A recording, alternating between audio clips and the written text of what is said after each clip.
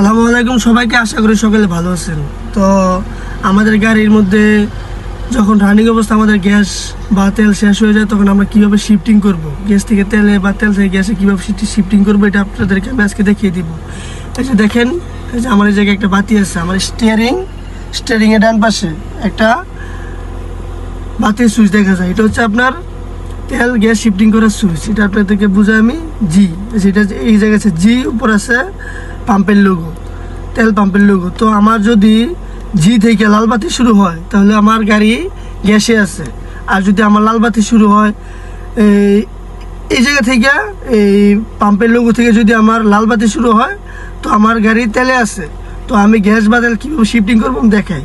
তো আমার গাড়ি আছে এখন গ্যাসে, যেহেতু গ্যাস থেকে লাল বাতি শুরু হয়েছে, তার মানে আমার গ্যাস আছে। যদি আমি তেলে নিতে চাই, তো আমি এই জায়গায় মাঝখানে একটা পুশ করবো, অটোমেটিক্যালি আমার উপরে লাল বাতি চলে গেছে। উপরে লাল বাতি থেকে নিচে সবুজ বাতি আস্তে আস্তে আসবো। যদি আমার তেল ফুল থাকে, আমার গাড়ির মধ্যে তেল নাই, এই যে তেল নাই, আমার শু করতেছে। তো আবার যদি আমি গ্যাস আনতে চাই, তো আবার একটা পুশ করে অ্যাক্সেলারেটর বাড়া দিব।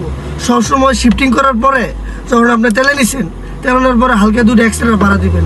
সেম টু সেম আমার যখন আপনি গ্যাসে নেবেন, তো একইভাবে অ্যাক্সেলারেটর বাড়া দিবেন দুইবার।